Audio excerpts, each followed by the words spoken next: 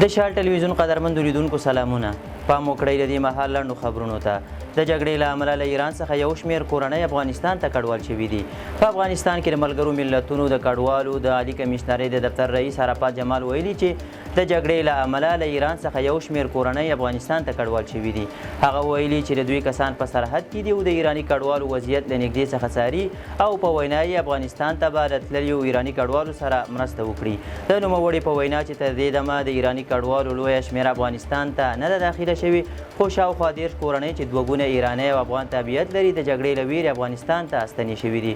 12 ورځې وړاندې اسرائیل پر ایران بریدونه پیل کړل، خو نن سهار د امریکا ولسمشر ډونالډ ټرمپ اعلان وکړ چې اوربند رامنځته شوی. د درملو د قاچاق قانون توشیح شو. د طالبانو حکومت نامې روغتیا وزیر مولوي نور جلال جلالي نن سه شنبه په یو خبري کانفرنس کې ویلي چې د درملو، طبي محصولاتو او خوراکي توکو د قاچاق مخنیوي قانون توشیح شوی دی.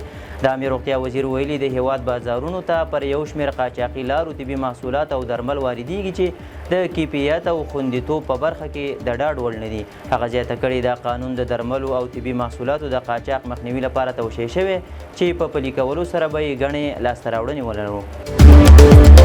سردار احمد شکیب د پیلیپا کنډلر سره د پیوار کارت لرونکو افغانانو پر وضعیت غږېدلی.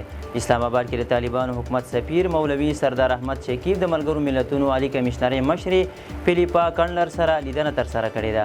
د خبرپاڼې له مخې په دې لیدنه کې په پاکستان کې د افغان مهاجرینو پر وضعیت، د پیوار کارت لرونکو کډوالو او یونیسیار برخلیک د کډوالو د بیرته ستنېدنې په پروسه کې د نورو نړیوالو سازمانونو پر رول او اړوندو موضوعاتو خبرې شوي دي.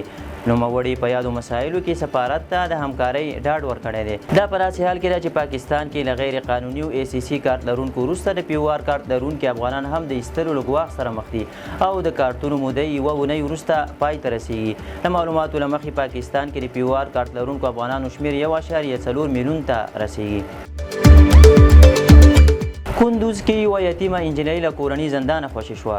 د کورنیو چارو وزارت ویان مفتي عبدالمتین قانی ویلي چې کندوز کې یوه یتیمه نجلۍ له کورني زندانه خوشې شوه. هغه ویلي چې امنیتي ځواکونو د کندوز امام صاحب ولسوالۍ کې یوه یتیمه نجلۍ چې له څو کلونو راهیسې د خپلوانو لخوا په زنځیرونو تړل شوې وه له کورني زندانه خوشي او روغتون ته انتقال کړي. هغه زیاتوي د پیښې په تړاو د خوشي شوې نجلۍ ناسکه ورور نیول شوی چې له پوښتنو ګروېږنو وروسته به عدلیې او قضایي ارګانونو ته وروپېژندل شي. تر دې وړاندې هم په بېلابېلو ولایتونو کې د ورته پیښو څخه خبر ورکړل شوی چې اصلي عمل یې کورنۍ ستونزې ګڼل شوي دي. هرات کې د اسلامي خطاطۍ 110 اثارو نندارتون جوړ شوی. د هرات د اطلاعات او کلتور ریاست تیکا دفتر په همکارۍ د اسلامي خطونو د بیلابیلو ډولونو 110 اثارو 4 ورځنی نندارتون جوړ کړی دی. د هرات د اطلاعات او کلتور رئیس مولوي احمد الله متقي ویلي د افغانستان او ترکیې د هنرمندانو ګډ نندارتونونه د هنري اثارو په معرفي او د فرهنګ او هنر په وده کې مهم ارزښت لري. یا نندارتون د ترکیې د وتلي خطاط استاد حسن چلبي د تلین په موخه جوړ شوی دی. ایران قطر کې د امریکا پر پوځي اډې العادي برید کړی دی. د ایران سپاه پاسداران ځواکونو دفتر ویلي چې قطر کې د امریکا پر پوځي اډې العادي برید کړی دی. د یاد دفتر په وینا دغه برید یې د امریکا لخوا د دوی پر نظامي تاسیساتو د برید په غبرګون کې کړی دی. تر دې مهاله د مرګ ژوبلې کوم راپور نه دی ورکړل شوی. بلخوا د قطر د بهرنیو چارو وزارت ویان ماجد الانصاري د ایران دغه برید د قطر د حاکمیت او فضایي حریم ښکاره نقض او د ملګرو ملتونو د منشور خلاف عمل بللی دی. هغه زیاته کړې چې موږ د نړیوالو قوانینو له مخې حق لرو چې د دې ښکاره تیري پر وړاندې مستقیم غبرګون وښیو. تر دې وړاندې ایران د نوم له یادولو پرته ګواښ کړی و چې هغه اډې معلومې کړي او تر څار لاندې دي چې تېره ورځ امریکایي الوتکو پرواز او د دوی پر اتومي تاسیساتو برید کړی و.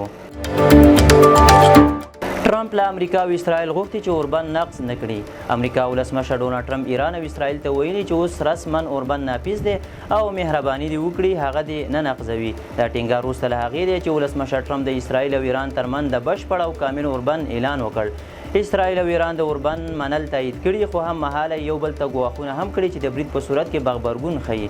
دا په داسې حال کې ده چې نن ورځې په جریان کې هم اسرائیل او ایران دواړه د اوربند په نقض کولو تورن شوي دي. ایران ویلي چې اسرائیل له سختو بریدونو وروسته په یو اړخیز ډول اوربند ته غاړه کېښوده. د ایران د ملي امنیت شورا په اعلامیه کې راغلي چې زموږ له خطرناکو بریدونو وروسته اسرائیل اړ شو چې ماتې ومني او په یو اړخیز ډول اوربند ته غاړه کېږدي. اعلامیه کې راغلي چې دښمنانو پر خبرو هیڅ باور نه لرو. زموږ امنیتي ځواکونه به همیشه دښمنانو ته د ځواب ورکولو لپاره ګوته په ماشوي. اعلامیه کې همداراز راغلي چې دا د ملت د هوښیارتوب او یووالي بشپړه نمونه ده چې د دښمن ستراتیژیکه پلانونه یې شنډ کړل. په اعلامیه کې د جګړې وروستیو بریدونو ته هم اشاره شوې او پکې ویل شوي چې په وروستیو بریدونو کې د قطر العادي د امریکایي پوځي اډه او د اشغال شوي فلسطین ټوله سیمه د توغندیو بریدونو لاندې نیول شوې وه. قطر په دوحه کې د ایران سفیر احضار کړ. د قطر بهرنیو چارو وزارت ویلي د ایران لخوا د امریکا پر العدید پوځي اډې د تېرې شپې بریدونو په غبرګون کې د دغه هیواد سفیر علي صالح آبادي احضار کړی دی. د یاد وزارت په اعلامیه کې راغلي چې ایران په دغو بریدونو سره د قطر هوایي حریم او ملي حاکمیت نړیوال قوانین او د ملګرو ملتونو منشور نقض کړی او اوس دوحه د نړیوالو قوانینو پر بنسټ د ځواب ورکولو حق له ځان سره خوندي ساتي. بهرنیو چارو کې د قطر د دولت وزیر سلطان بن سعد د ایران سفیر ته ویلي چې د تېرې شپې بریدونه یې د ښه ګاونډیتوب او نږدې اړیکو اصولو سره په ټکر کې وو او یو ځل بیا یې د خبرو له لارې د ستونزو پر حل ټینګار کړی. بل خوا ایران قطر خپل ورور مسلمان هیواد ګڼلی او ویلي چې د تېرې شپې برید د قطر پر ضد نه بلکې د امریکا اډه په نښه کولو. د شال ټلویزیون قدرمندو لیدونکو دا و د دې مهال لنډ او مهم خبرونه. تر بیا ښه وخت.